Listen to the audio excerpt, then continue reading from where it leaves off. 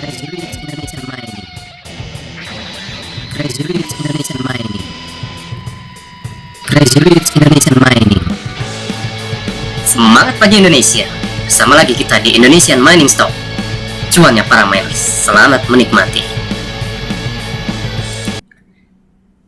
Kali ini kita akan membahas mengenai betapa kayanya Indonesia.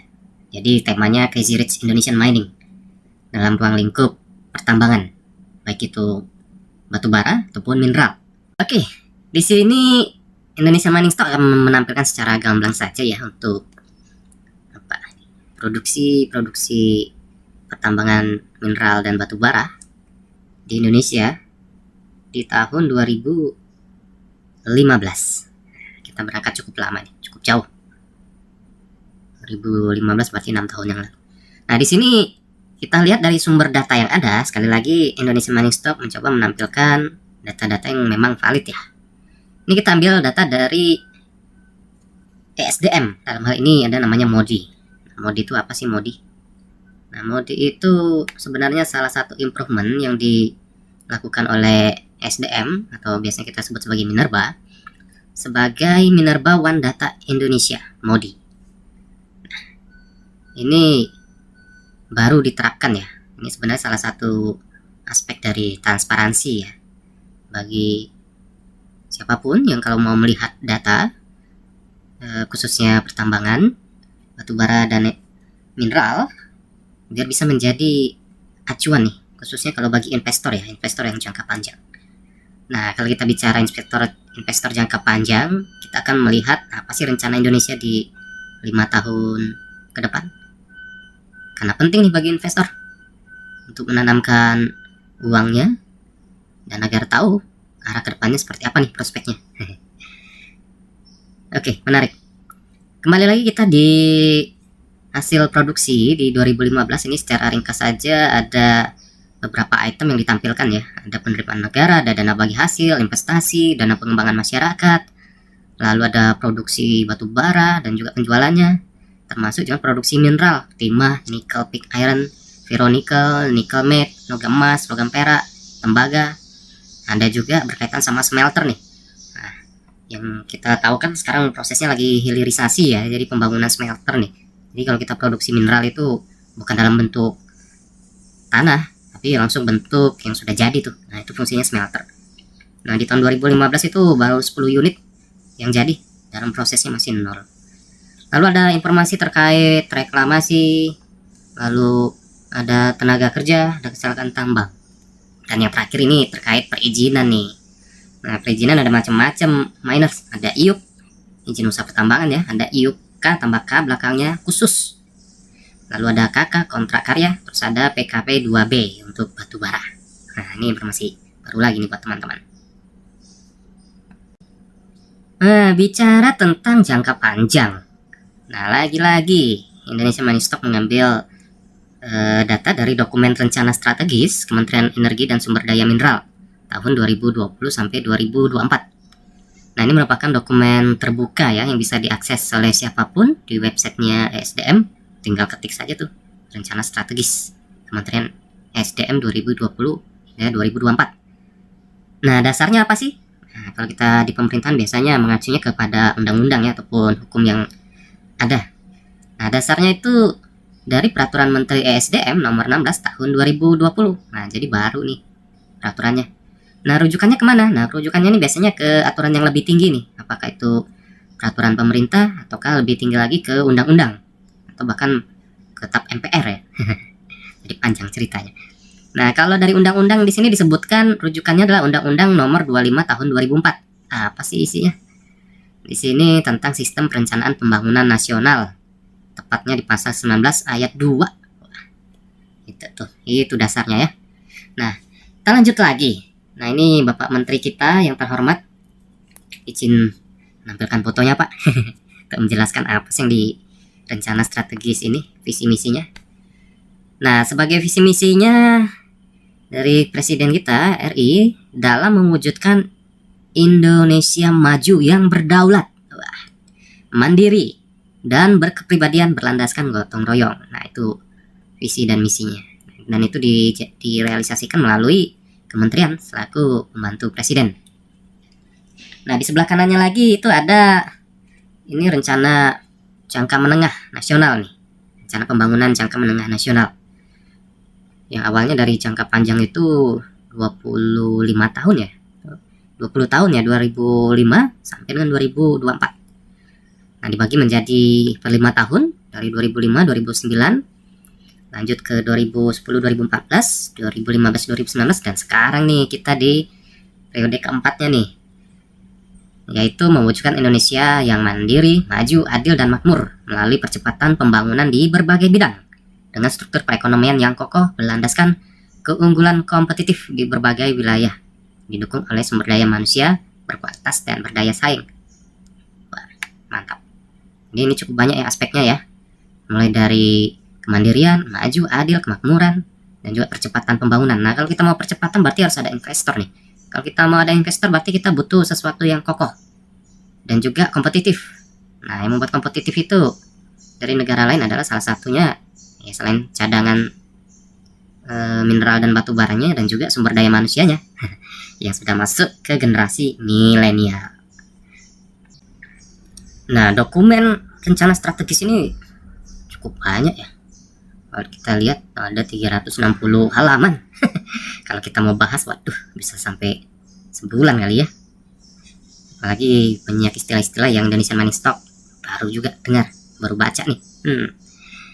Nah, di sini Indonesian Money Stock akan menampilkan secara singkat saja, khususnya yang berkaitan dengan energi ya.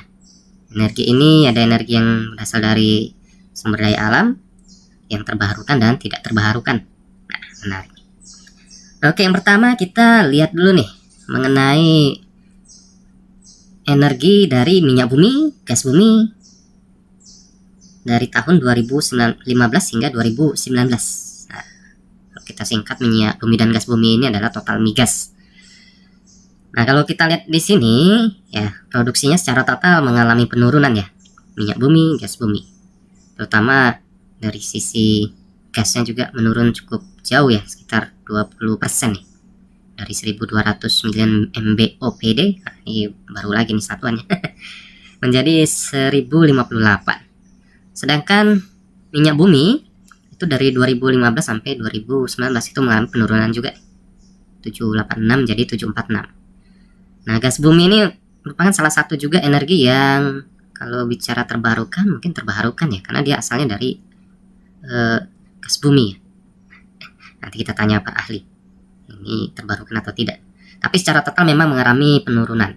Kalau kita lihat dari harga sekarang, gas bumi itu wah, udah naik 2,5 kali lipat ya.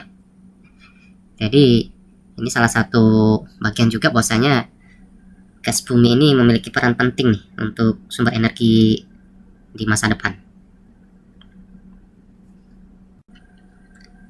Bagaimana sih perkembangan jaringan gas bumi ataupun jaringan gas kotanya di Indonesia? Nah, kalau kita lihat di sini dari tahun 2015 itu realisasinya 7,64 nih sambungan ribu ya, dalam satuan ribu sambungan rumah. Lalu meningkat di 2016 secara kumulatifnya menjadi 319.000. Lalu 2017 agak turun ya, tapi lebih tinggi dari 2015. Lalu ada terjadi peningkatan lagi di 2018, secara total itu 463.000 jaringan. Lalu di 2019 ya turun, tapi masih di atas 2017. Jadi secara total jaringan gas kota kita di Indonesia itu udah sebanyak 537.000 sambungan rumah. Jadi rumah nih. Nah, coba cek nih rumah-rumah para minus sudah tersambung belum? Kalau belum tersambung, minta sambung. Tapi ingat ini masih di kota, kalau di agak-agak pedalaman ya sabar ya. Nunggu jaringannya terpasang dulu. Nah, selain gas bumi, kita masuk ke EBT lainnya nih. Ya, tadi gas bumi ya kita kategorikan sebagai energi terbarukan ya, karena gas bumi itu asalnya dari bawah tuh, dari bawah bumi. Jadi kalau nggak ada perubahan yang signifikan, gempa bumi atau apa, itu gas bumi itu akan tetap menghasilkan tuh. Lalu penyediaan lampu tenaga surya hemat energi. Nah, ini kalau kita lihat udah cukup banyak ya progresnya, hampir di semua pulau itu ada.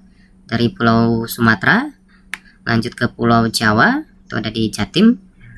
Lalu di Kalimantan, nah Kalimantan ini cukup banyak di Kalsel, Kalteng, Kalbar, Kaltara, Kaltim. Lalu ada di Sulteng, Gorontalo, Sultra, Sulawesi Selatan, NTB, NTT, Maluku, Maluku Utara, Papua Barat, dan Papua. Nah, penyediaan lampu tenaga surya hemat energi ini lebih mengarah kepada desa yang belum mendapatkan jaringan listrik nih. Kalau saya baca dari dokumen ini. Yang diharapkan ini juga menjadi salah satu ini ya, bagian dari pemerintah untuk menerapkan juga lampu tenaga surya sebagai salah satu IBT dan bisa diterapkan ke berbagai daerah lain nih, sebagai lampu utama ya, energi utama atau cadangan kalau listriknya mati dari PLN. Siapa tahu, kayaknya nih di kota-kota pun udah mulai banyak nih pakai panel tenaga surya ya, udah cukup banyak nih, apalagi generasi milenial tuh. Masa masih pakai lampu ketoprak ketoprak atau lampu minyak tanah, kembali ke tahun 80-an. Nah, selain yang tadi, di sini juga SD menyampaikan jenis-jenis IBT nih, apa saja sih? Yang pertama tadi, pembangkit listrik tenaga panas bumi nih. Dari 2015 hingga 2019 itu mengalami kenaikan ya, peningkatan ya, panas buminya. Lalu ada bioenergi, pembangkit listrik tenaga bioenergi. Ini juga mengalami kenaikan meskipun nggak terlalu signifikan ya, tapi itu kita apresiasi buat pemerintah. Lalu ada pembangkit listrik tenaga air. Nah, ini satuannya 5000 megawatt. Ya, masih fluktuatif. Lalu pembangkit listrik tenaga surya. Wah, ini yang cukup signifikan naiknya. Dari 2015 hanya 33 megawatt ke 2019 itu 145 megawatt. Wah. Megaloman. Lalu ada PLTB ya. Apa sih ini PLTB? Nanti coba cari tahu tuh di dokumennya ya. Tapi secara keseluruhan tuh mengalami kenaikan nih. Mungkin B-nya ini biodiesel nih. Memang 4 tahun terakhir ini biodiesel udah dicanangkan pemerintah untuk kiat-kiatnya dinaikkan. Lalu pembangkit listrik tenaga hybrid. Wah, ini masih cukup stagnan nih di 3,58 megawatt. Nah, yang terakhir itu meskipun masih nol, tapi udah dicantumkan nih di dokumen ini jenis IBT pembangkit listrik tenaga arus laut. Ya seperti diketahui Indonesia ini negara kepulauan dan garis pantainya mungkin 3 besar di dunia karena dikelilingin laut ya. Nah, ini menjadi potensi ke depan nih. Nah, ini makanya bagi investor akan sangat menarik untuk menanamkan modal di Indonesia, terutama yang belum tersentuh banyak ya. Jadi secara total capaian penyediaan EBT listrik di Indonesia melalui jenis EBT atau energi terbarukan itu sebesar 10.300 megawatt. Cukup besar. Nah, tadi bicara tentang PLTP, pembangkit listrik tenaga panas bumi. Ini satuannya megawatt nih. Ini udah berapa banyak sih terpasang ya? Nah, kalau kita lihat dari tahun 2015 naiknya sangat signifikan, sudah 2 kali lipat nih mengarah ke tahun 2019. Kalau dari targetnya di 2019 itu di angka 3000, realisasinya 2131 megawatt. Memang masih ada selisih tapi udah mengalami kenaikan dari tahun ke tahun. Ya, semoga tahun-tahun berikutnya semakin besar nih agar energi terbarukan ini semakin banyak bisa dinikmati oleh para miners juga ya, dan masyarakat Indonesia umumnya. Ayo SDM, pasti bisa. Kalau tadi kita bicara jaringannya, sekarang kita lihat dari mana saja sih wilayah kerja panas bumi ini. Nah, kalau kita lihat di sini ada beberapa titik ya, warna ya. Warna biru itu wilayah kerja panas bumi existing sebelum Undang-Undang 27 tahun 2003. Lalu yang warna hitam itu setelah undang-undang itu ditetapkan. Nah, kalau yang warna magenta ini sepertinya baru ya, baru akan atau rencana. Nah, kalau kita lihat pembagiannya dari masing-masing pulau, udah cukup ini ya, merata ya. Kita lihat memang di mana ini, di Papua sepertinya belum nih, perlu dieksplorasi lebih lanjut nih Pak SDM terkait panas bumi di Papua, atau karena di sana gunungnya sedikit ya. Perlu nih sekali ke sana untuk melihat gunung-gunungnya. Nah, gunung yang paling banyak itu memang ada di Sumatera, Jawa, mungkin juga ada di Sulawesi, karena itu merupakan ring of fire ya. Nah, ini istilah baru-baru lagi nih, lingkaran api, karena itu merupakan apa ya, pertemuan antara benua sama samudra ya, lempeng benua dan lempeng Lempeng Samudra ya kalau nggak salah. Nanti kita klarifikasi.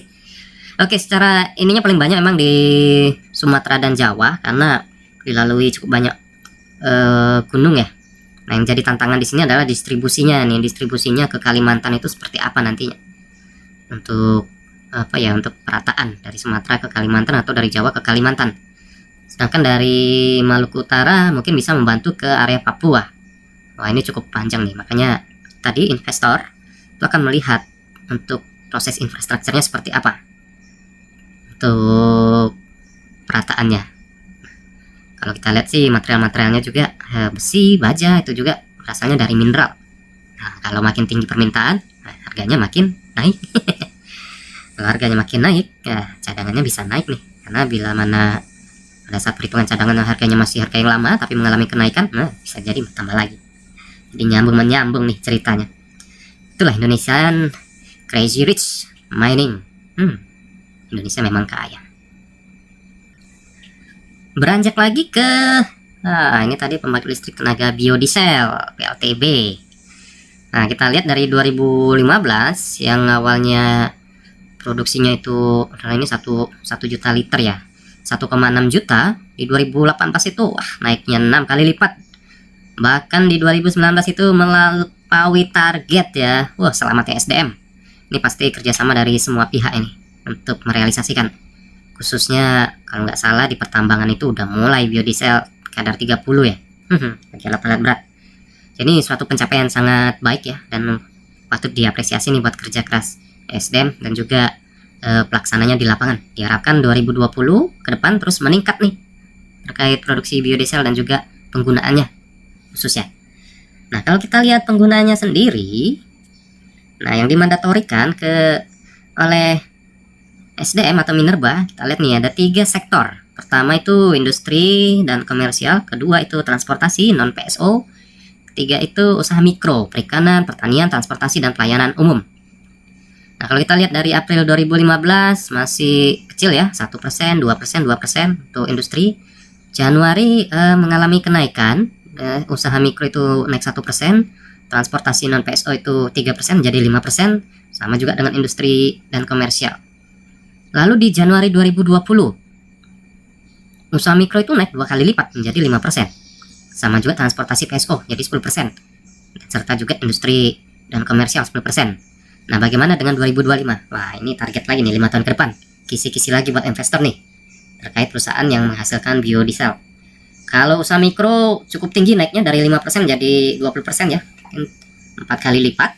Transportasi itu 2 kali lipat menjadi 20% dan industri dan komersial itu sama, 2 kali lipat menjadi 20%. Ayo investor, selamat datang di Crazy Rich Indonesian Mining ya, termasuk juga IBT-nya, energi yang terbarukan. Nah, setelah pembahasan tadi terkait rencana strategis dari Kementerian Energi dan Sumber Daya Mineral, bahwasanya memang prospek ke depan terkait IBT di Indonesia itu masih sangat besar potensinya. Nah, di sini akan menggiring dari investor milenial, baik itu dari dalam negeri maupun dari luar negeri. Lalu perannya para miners gimana? Oke, kita kembali lagi ke data MODI di tahun 2021. Ini data terupdate ya, tanggal 24 September yang ditampilkan Indonesian Mining Stock. Nah, di sini Indonesian Mining Stock akan menyampaikan poin pentingnya saja nih terkait perizinan.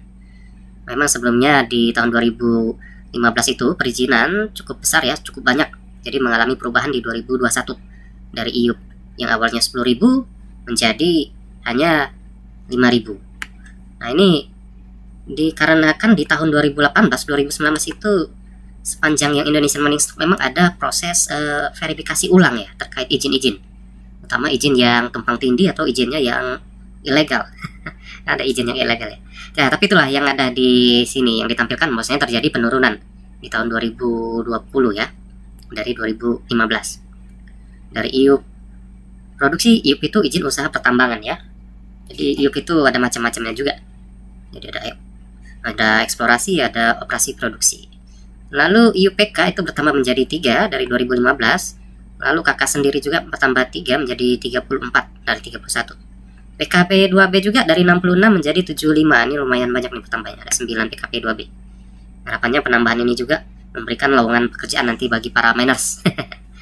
Lalu dengan pembagiannya sendiri, tadi udah jelaskan IUP itu macam-macam tuh, ada IUP OP, ada IUP OPK, ada IUP OPK pemurnian saja, ada yang pengangkutan, ada IUCP. Nah, kalau di sini ada grafik dari tahun 2012 sampai 2021 nih, yang mengalami penurunan itu dari IUP ya, IUP-nya cukup banyak turun, sedangkan yang lainnya masih tidak terlalu banyak perubahan. Nah, dari jenisnya sendiri, jenis komoditasnya apa yang terjadi penurunan? Kalau kita lihat di sini warna biru ini IUP mineral logam cukup jauh ya, dari 2012 dari 4.200-an, di 2021 itu sekitar 1.300-an, cukup banyak menurunnya. IUP batu bara sendiri juga mengalami yang signifikan nih penurunannya, dari 2012 sekitar 3.900, 2021 di angka 1.000. Lalu bagaimana dengan mineral logam? Nah, mineral non logam dan batuan ini tidak banyak signifikan ya. Jadi kalau kita lihat malah 2020-2021 itu malah bertambah nih mineral non logam dan batuan. Sedangkan bagaimana dengan berdasarkan tahapan kegiatannya? Nah, tadi udah dibilang tuh, ada eksplorasi, ada produksi. Nah, di sini terlihat yang warna ungu ini merupakan eksplorasi mineral, itu mengalami cukup banyak penurunan di tahun 2019 hingga 2021, dan juga eksplorasi batu bara yang cukup signifikan.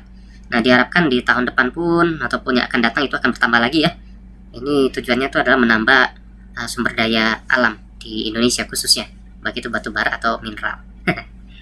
Nah, sekali lagi nih sesuai tema Crazy Rich Indonesian Mining.